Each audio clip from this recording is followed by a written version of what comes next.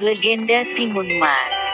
Pada zaman dahulu, hiduplah sepasang suami istri petani. Mereka tinggal di sebuah desa di dekat hutan. Mereka hidup bahagia. Sayangnya mereka belum saja dikaruniai seorang anak pun. Setiap hari mereka berdoa pada Yang Maha Kuasa. Mereka berdoa agar segera diberi seorang anak. Suatu hari seorang raksasa melewati tempat tinggal mereka. Raksasa itu mendengar doa suami istri itu. Raksasa itu kemudian memberi mereka biji mentimun. Tanamlah biji ini. Nanti kau akan mendapatkan seorang anak perempuan, kata raksasa.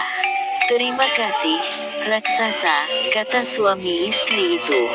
Tapi ada syaratnya. Pada usia 17 tahun anak itu harus kalian serahkan padaku, sahut raksasa.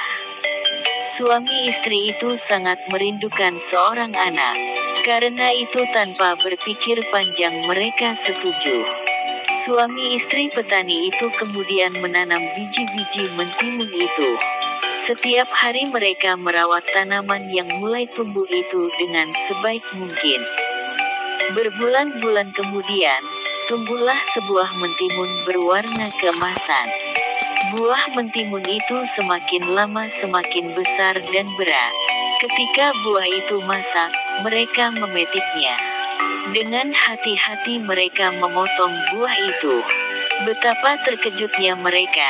Di dalam buah itu mereka menemukan bayi perempuan yang sangat cantik. Suami istri itu sangat bahagia. Mereka memberi nama bayi itu Timun Mas. Tahun demi tahun berlalu, Timun Mas tumbuh menjadi gadis yang cantik. Kedua orang tuanya sangat bangga padanya. Tapi mereka menjadi sangat takut.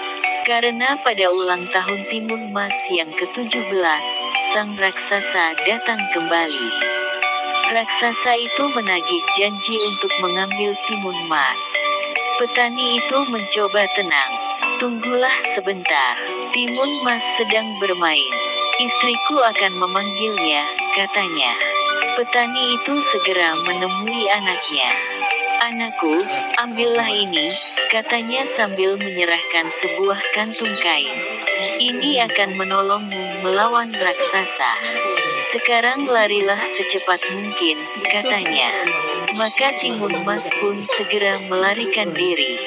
Suami istri itu sedih atas kepergian Timun Mas. Tapi mereka tidak rela kalau anaknya menjadi santapan raksasa. Raksasa menunggu cukup lama, ia menjadi tak sabar, ia tahu, telah dibohongi suami istri itu. Lalu ia pun menghancurkan pondok petani itu. Lalu ia mengejar Timun Mas ke hutan. Raksasa segera berlari mengejar Timun Mas. Raksasa semakin dekat. Timun Mas segera mengambil segenggam garam dari kantung kainnya. Lalu garam itu ditaburkan ke arah raksasa.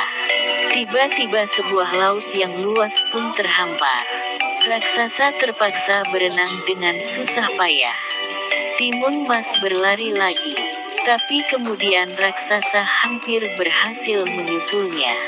Timun Mas kembali mengambil benda ajaib dari kantungnya. Ia mengambil segenggam cabai. Cabai itu dilemparnya ke arah raksasa. Seketika pohon dengan ranting dan duri yang tajam memerangkap raksasa.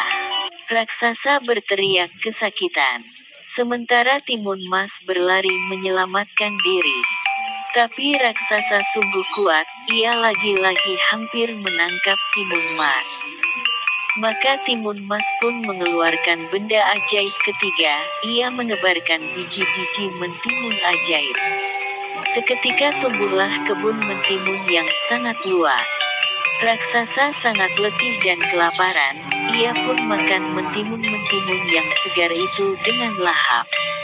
Karena terlalu banyak makan, raksasa tertidur. Timun Mas kembali melarikan diri, ia berlari sekuat tenaga. Tapi lama-kelamaan tenaganya habis. Lebih celaka lagi karena raksasa terbangun dari tidurnya. Raksasa Raksasa lagi-lagi hampir menangkapnya. Timun Mas sangat ketakutan. Ia pun melemparkan senjatanya yang terakhir, segenggam terasi udang. Lagi-lagi terjadi keajaiban. Sebuah danau lumpur yang luas terhampar. Raksasa terjebak ke dalamnya. Tangannya hampir menggapai timun Mas. Tapi danau lumpur itu menariknya ke dasar. Raksasa panik, ia tak bisa bernapas, lalu tenggelam. Timun Mas lega, ia telah selamat. Timun Mas pun kembali ke rumah orang tuanya.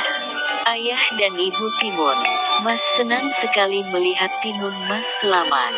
Mereka menyambutnya. "Terima kasih Tuhan, kau telah menyelamatkan anakku," kata mereka gembira. Sejak saat itu Timun Mas dapat hidup tenang bersama orang tuanya.